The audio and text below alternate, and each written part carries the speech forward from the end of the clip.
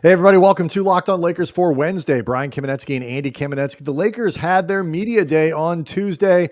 They talked about Anthony Davis moving to center, the impact that Russell Westbrook is going to have on this team on and off the floor, and of course, Hillbilly Kobe. All of that coming up next on Locked On Lakers. You are Locked On Lakers, your daily Los Angeles Lakers podcast. Part of the Locked On Podcast Network, your team every day.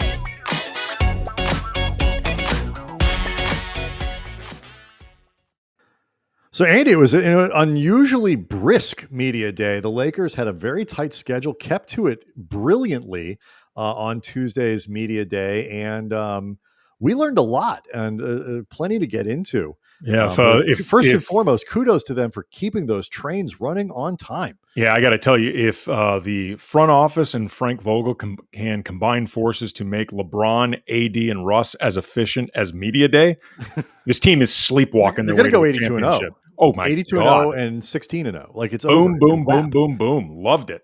Yeah, and so and kudos to them as well for making news right out of the gate. There's a ton we want to get to in terms of what came out of media day, including the vaccination status of the whole team, which is really important from a basketball standpoint. LeBron's leadership and all that, but Anthony Davis making headlines basically with his first answer of the day. I expect to play center this year.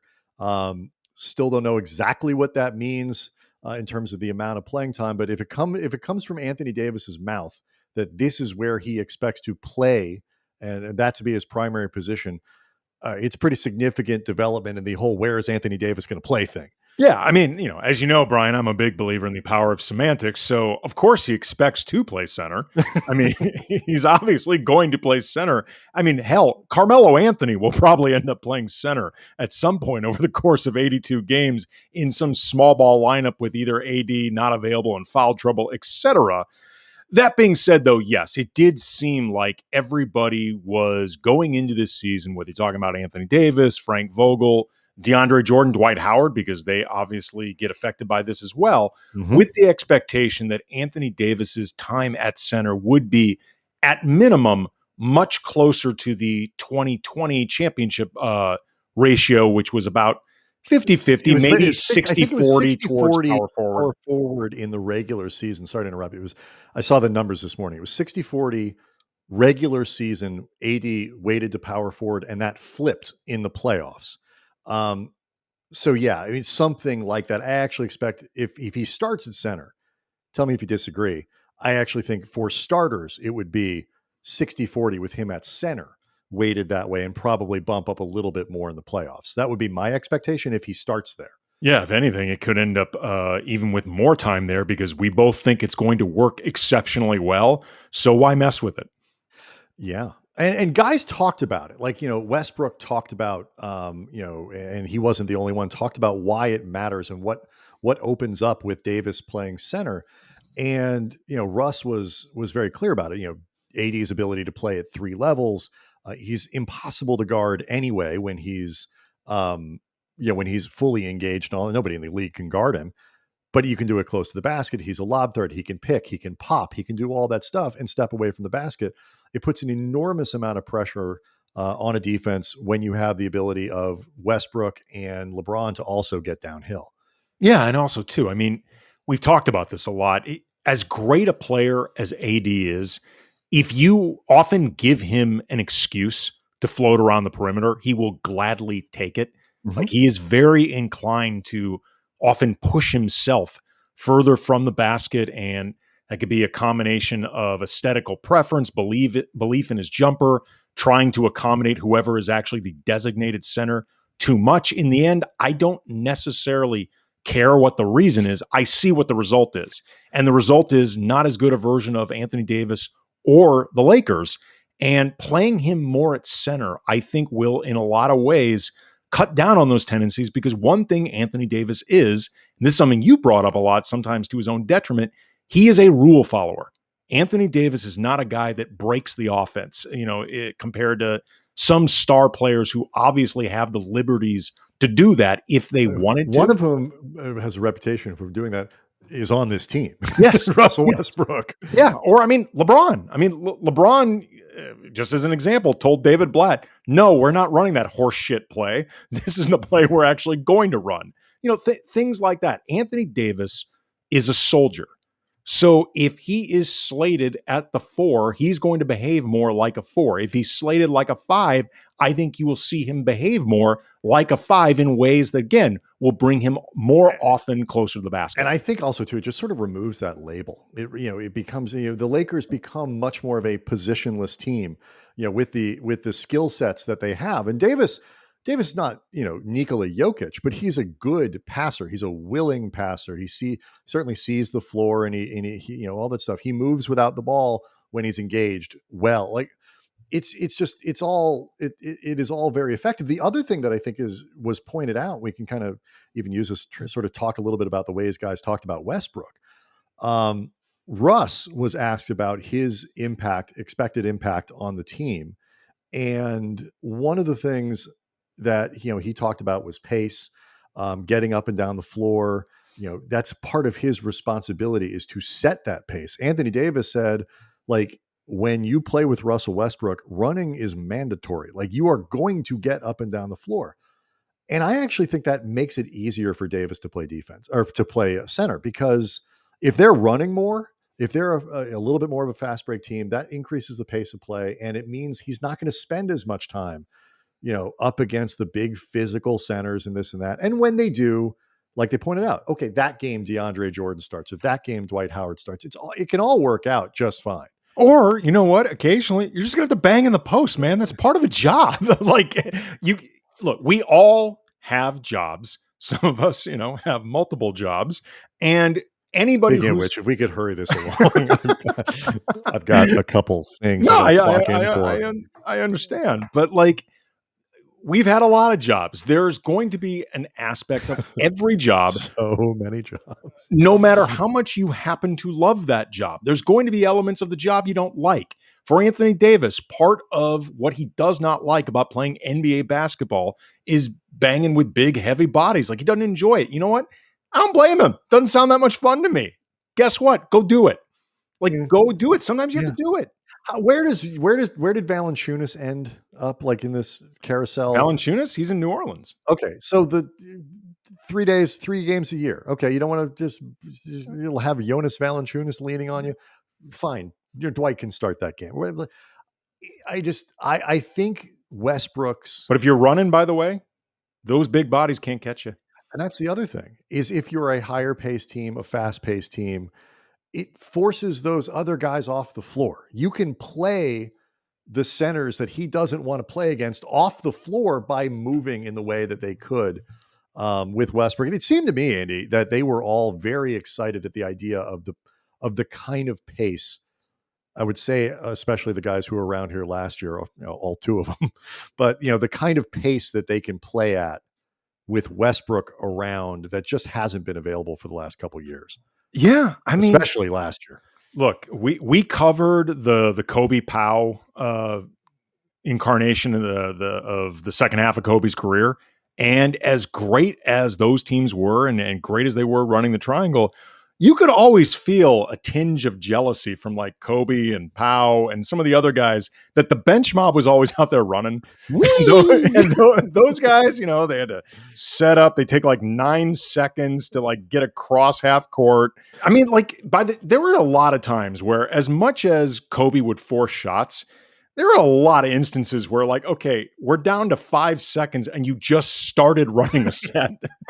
And in the meantime, though, guys like Farmar and Odom and Shannon Brown, like, they're flying up and down the court. No, that's totally way more fun. Like, these guys are going to actually enjoy that. And the truth is, despite their age, these guys can run all day. Like, it's not going to be a problem for them getting up and down the court. That's not going to be an issue. No, that's not what wears him out. All right, so this from LeBron. LeBron said this about Russ when asked about how Russ needs to play to fit in.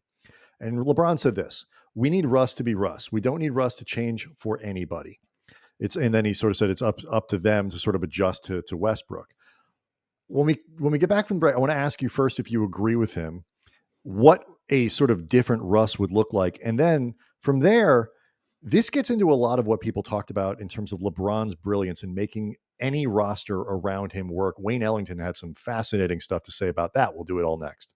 Locked On Lakers brought to you by Sweatblock. There are a few things in life they're just not fun to talk about. They're not fun like running up and down the court. They're the equivalent with of Russell Westbrook pushing pace and dunking and flying through the air. Exactly. On the flip side, though, excessive sweating, that is the triangle of conversation topics. Like when you're just sweating through all your clothes for no reason, like it's embarrassing, and it is the conversational equivalent of running the triangle. Nobody wants to talk about it. Some people don't even like watching it. So that's why I use Sweatblock antiperspirant wipes. They're stronger, more effective than most clinical antiperspirants. Applied at night before bedtime. Next morning, you wake up, you wash, you go about your day without having to worry about sweat once or twice a week.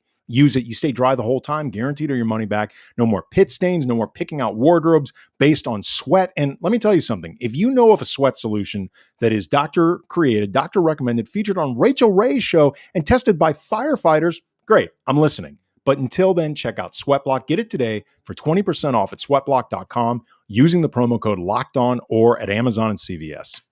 Andy, I'm not really a car guy. I think everybody knows that. But over time, I've learned a few things I can sort of handle on my own, whether from looking at the internet, just sort of watching people do stuff to my car. You're going to say starting the car.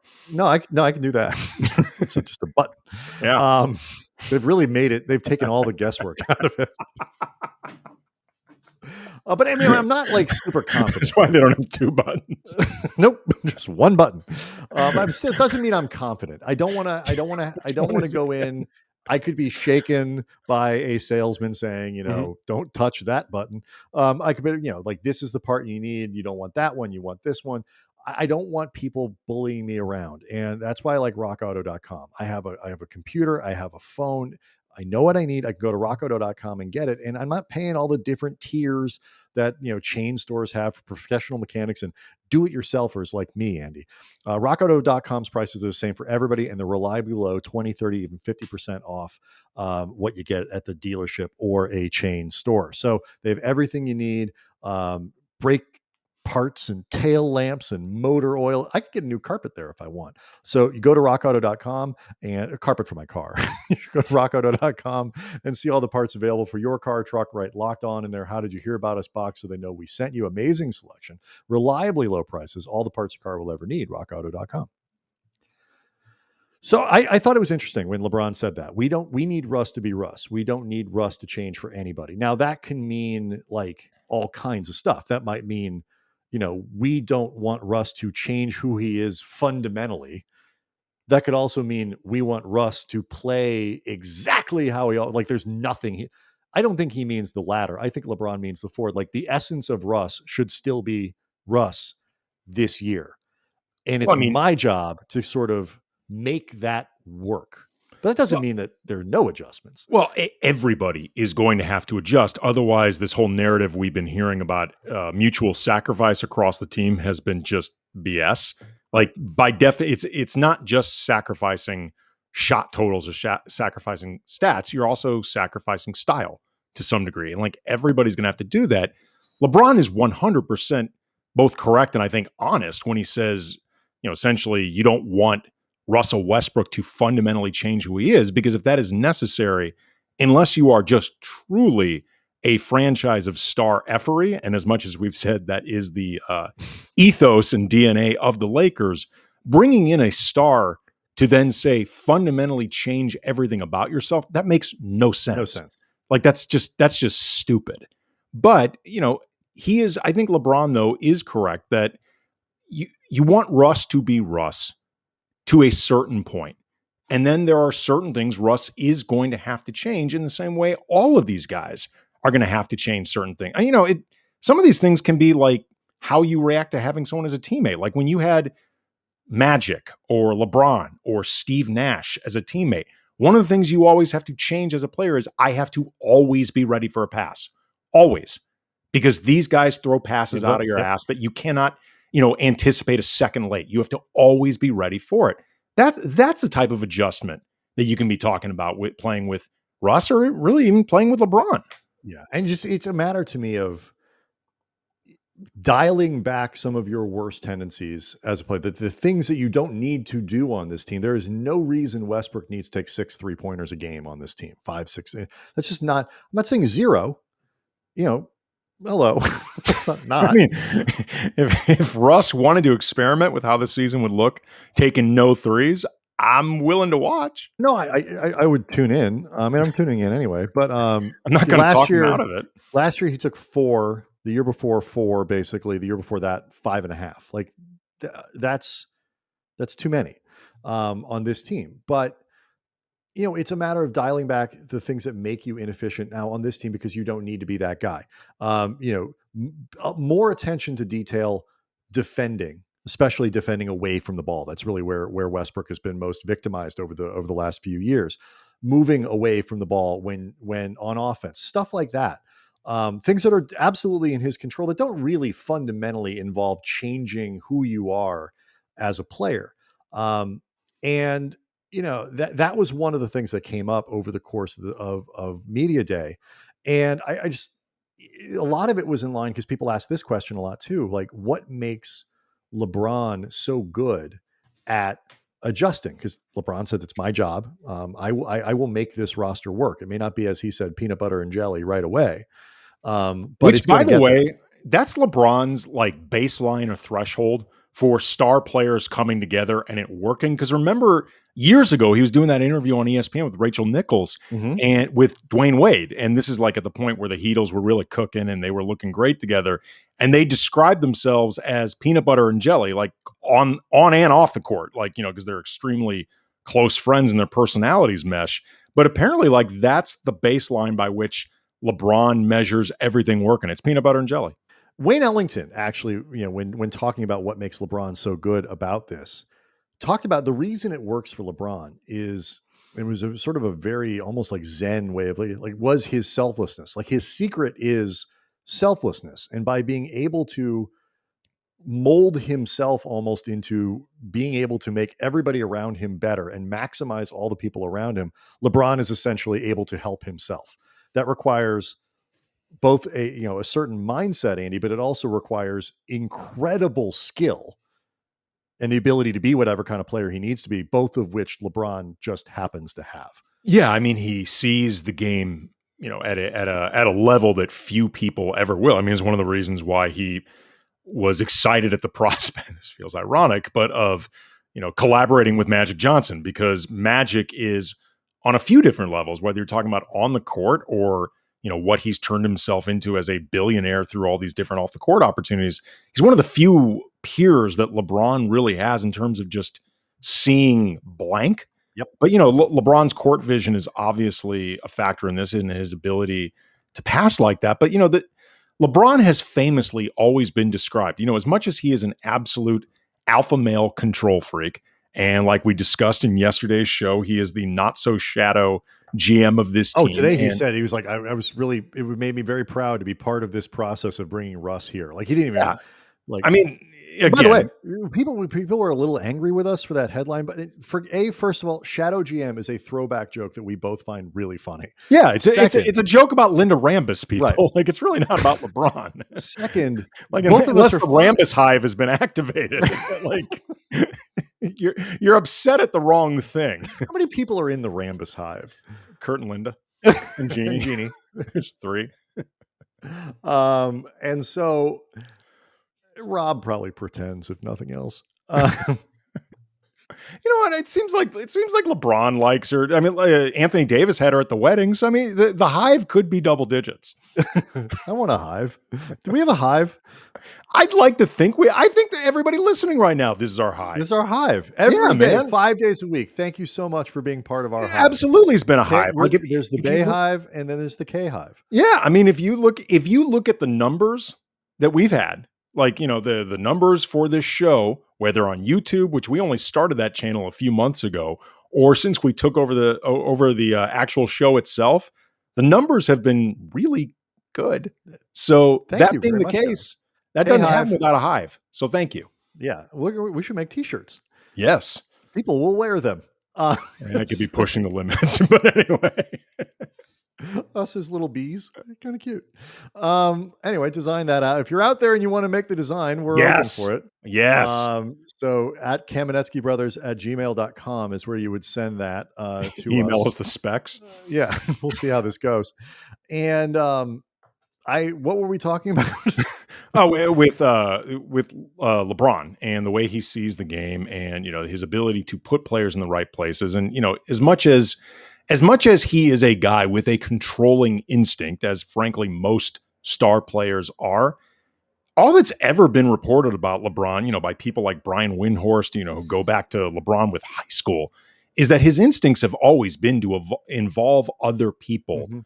versus purely just showcase, frankly, his scoring. Like where LeBron is on the all-time scoring list is really remarkable when you take into account he does not have a score first mentality.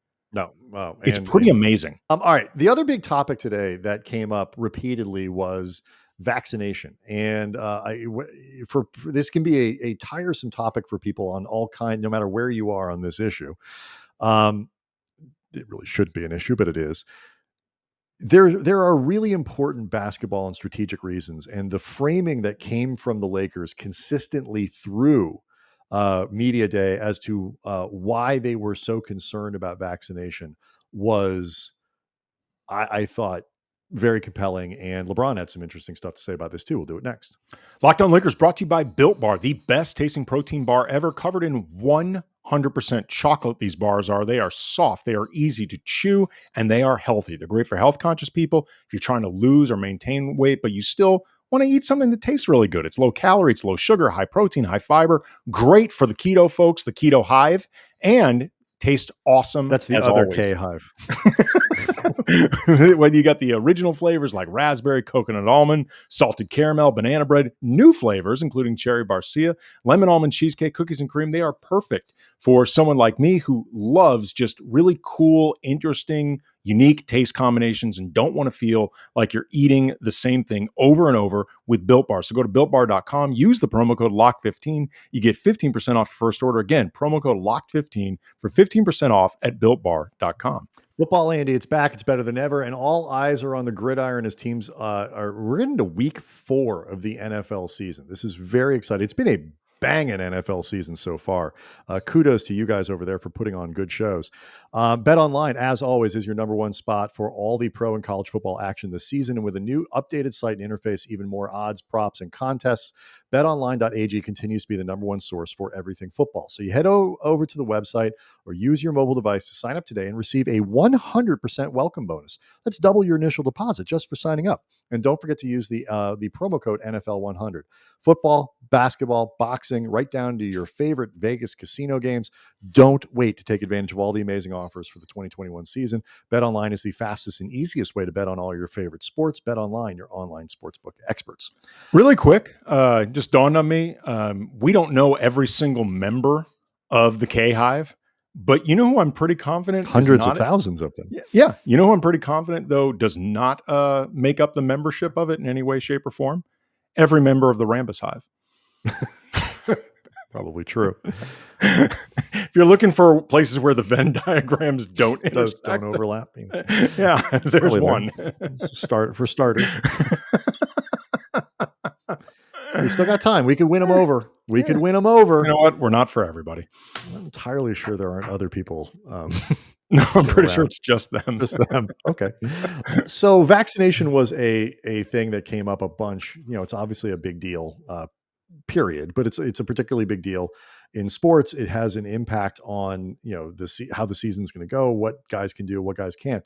And, the Lakers reiterated that by opening night, they expect to be fully vaccinated at 100%. Dwight Howard didn't really want to talk about it, but 100% means Dwight Howard has been vaccinated or is on his way to being fully vaccinated.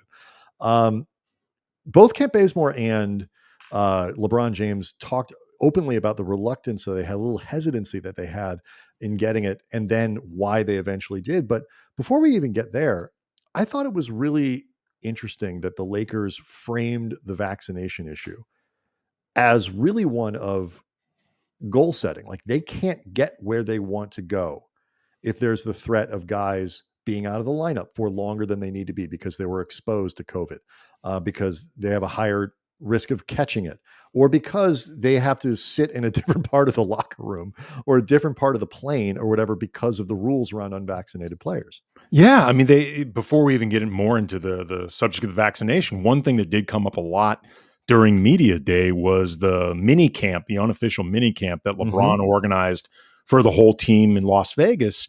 And a common talking point from this was, beyond whatever came of it in terms of getting everybody on the same page when it comes to the basketball, like the opportunity that everybody really relished, just get to know each other better as people. Like there are a lot of guys who talked about how, been in the league 10, 12 years or whatever. So I'm familiar with all of these guys from a competitive sense, but I don't know them nearly as well as people, and just, like learning who they are as human beings.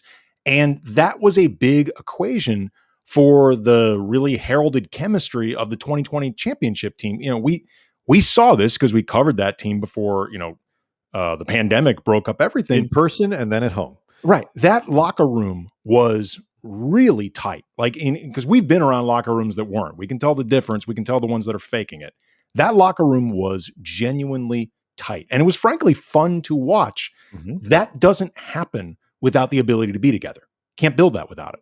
You have those kinds of questions. And, Frank Vogel, when asked about it, said, look, we can feel more confident knowing that guys are going to be in the lineup more, that if there is a COVID exposure, that, somebody catches COVID, well, the three guys who are around him may not need to quarantine for a week and a half or 10 days because they've been vaccinated, and those are going to be the rules and all that.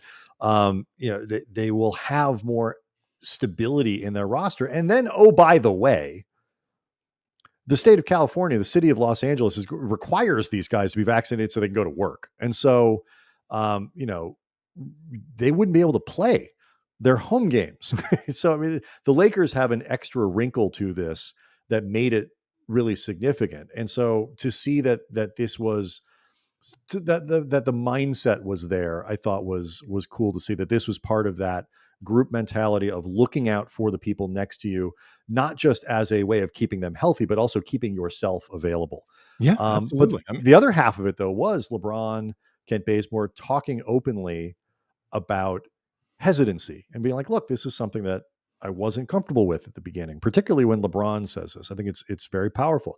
Wasn't comfortable with it initially, learn more about it, weighed the value of it, weighed being available to my teammates, weighed keeping my family safe or whatever, and I got the shot.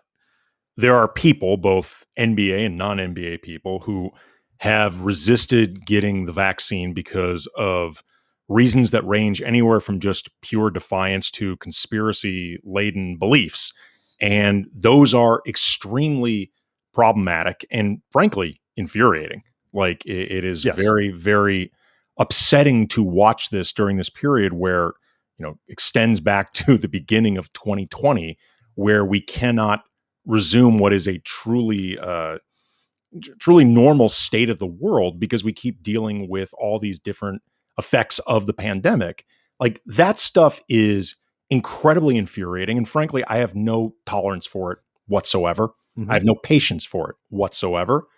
But hearing somebody like LeBron or Kent Bazemore, in so many words, and I have no idea the full extent of what brought about their hesitancy, but in terms of the way this was expressed to us, the idea of, look, there are elements of this that just make me nervous. There are elements of it that I don't understand. There are elements of just putting this in my body that for whatever reason doesn't sit right with me.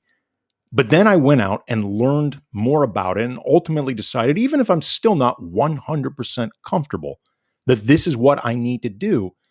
I can have empathy towards that, even if I don't fully understand it, because to me, it feels like a pretty self-explanatory, well-explained, very researched issue and question. I can have empathy towards somebody just being fearful. And I think most people can have empathy towards just the basic concept of fear. And I think it's really, really useful, especially somebody like LeBron would reveal that vulnerability.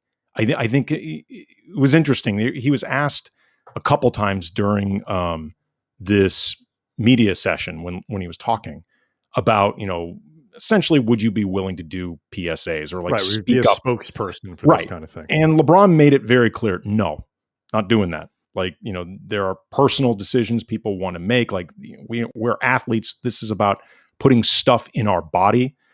And, as much as I think it could be valuable if LeBron would do something like that, I'm okay with him not, because I think if you're not a comfortable spokesperson for whatever cause, it makes you a bad spokesperson for whatever cause. But B, what he did ultimately is helpful along these lines. Mm-hmm. It is encouragement along these lines. Yeah. So I think LeBron did great with this. I think LeBron advocates for a lot of important things in a very good way. I think it's a difficult position for him to be in anyway, just where he is, because there are guys around the league who don't want to do it. And, but it's not his job. And I agree with you 100%. He said the vulnerability he showed to admit that he was hesitant about it is significant. Ken Bazemore did the same thing.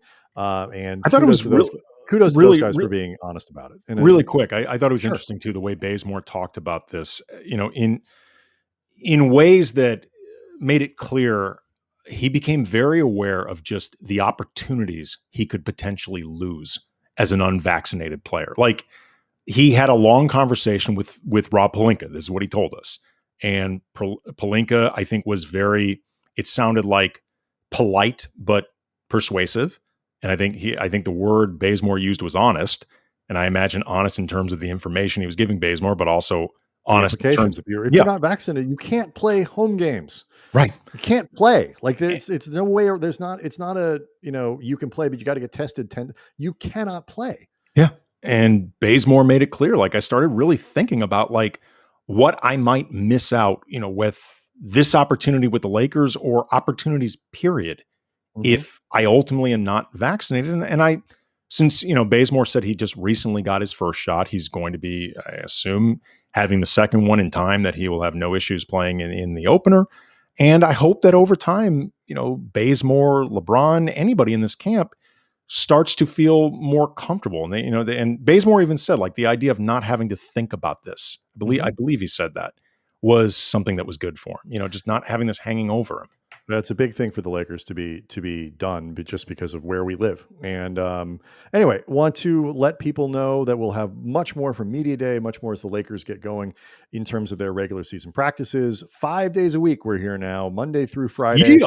Subscribe to Locked On Lakers on YouTube for all the breaking news. When that stuff happens, we'll go there first, and then we'll be able to talk about it on that night's podcast for the next day. And so, just get involved in this whole thing. Join the K-Hive. Yes. And well, tell people, because you're already in. Right. Yeah, that's right. Spread the word. Right. And we'll see everybody tomorrow.